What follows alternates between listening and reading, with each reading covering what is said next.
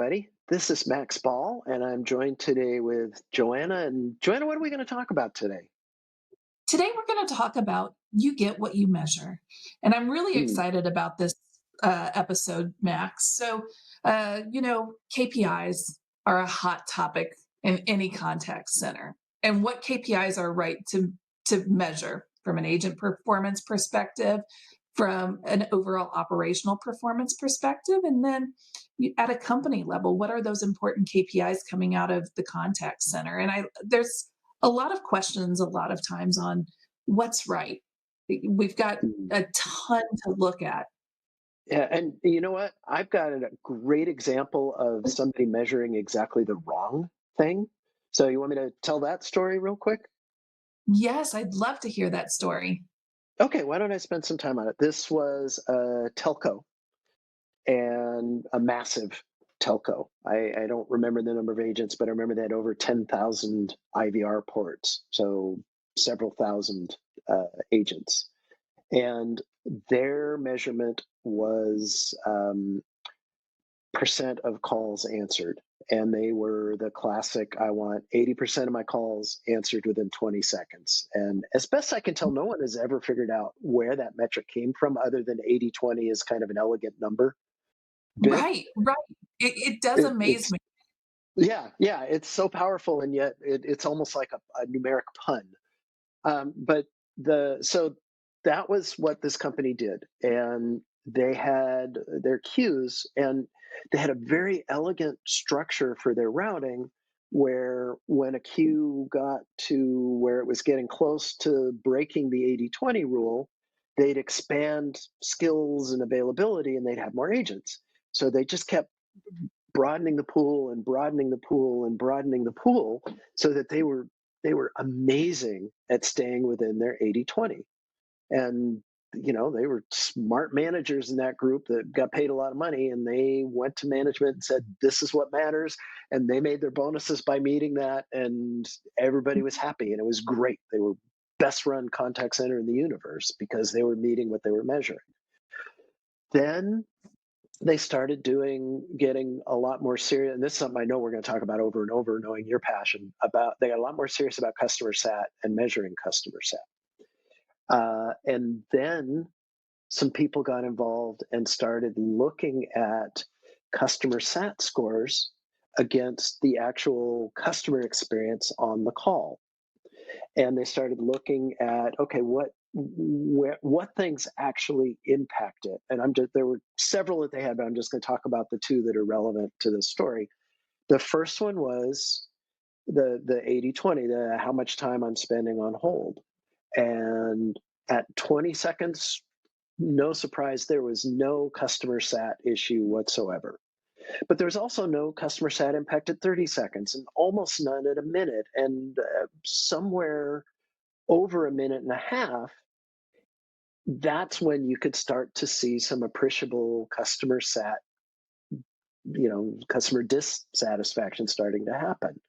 So they built the whole world around 80/20 meeting that answer time. And what they found was they could stretch that out to a minute 30. And think about the staffing implications of that. Now it gets worse because the other thing that they found was the number one thing that was a negative impact on customer sat was call transfers. And guess what happens when you start widening your pool? You get agents who don't know the answer to your question, and they've got to transfer you back to the person who was busy on another call. So they were getting paid and bonused, and everyone was giving them pats on the back for doing the exact wrong thing. And until they had more data and they could get somebody to look at it in a different way, they never understood that and they never knew that. So that's my great epic fail. You get what you measure story. I love that story. And I love that initial thought of 80/20.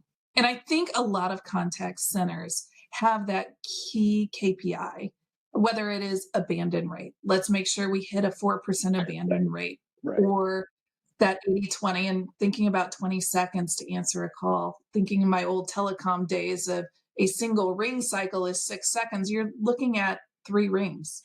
3 rings. I mean, that's just a basic I'm, calling your friend. right, right. That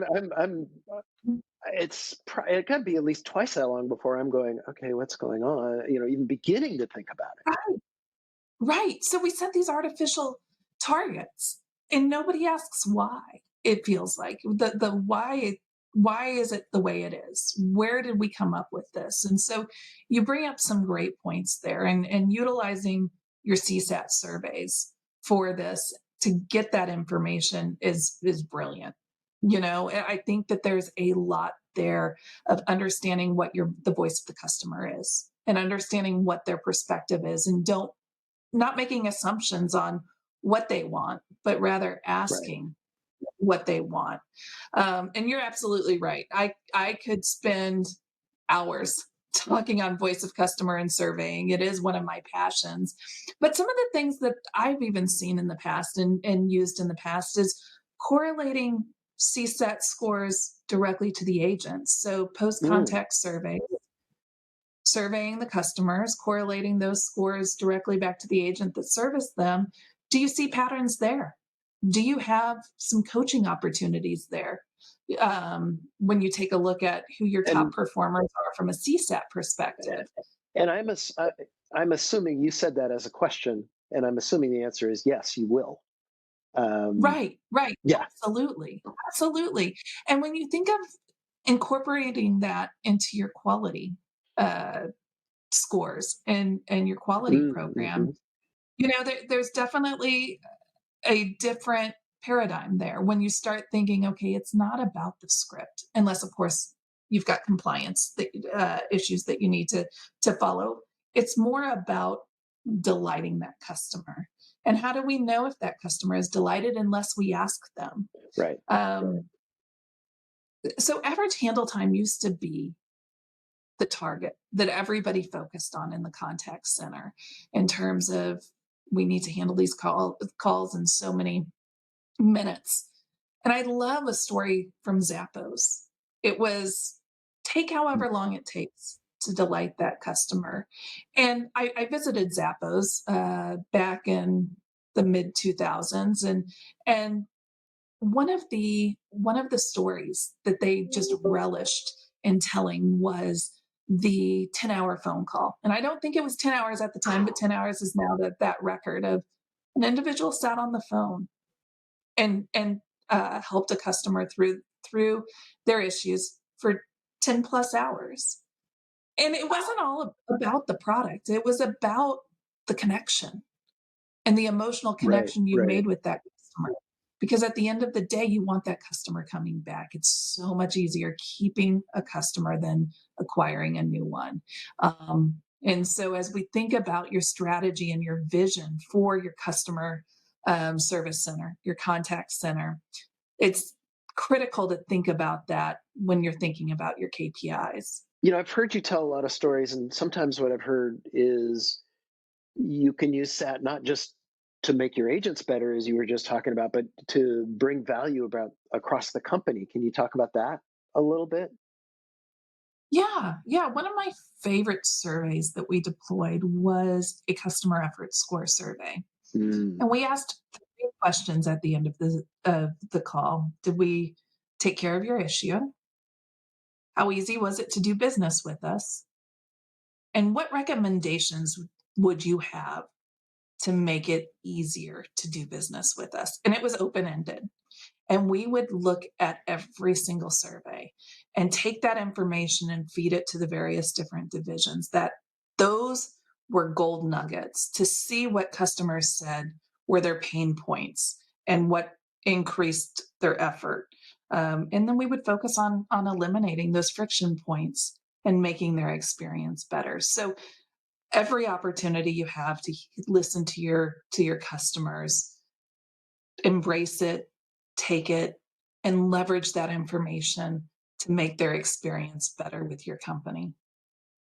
That's great. And that's one of the things I enjoy about your perspective. And I think that we'll get over and over is where are the things that the contact center can help the business above and beyond just making sure customers are happy and treated right. So, well, thank you, Joanna. Fun as always. Yeah, Let's do another one next week. sounds great. Thanks, Max. Have a good Thanks. one. You too.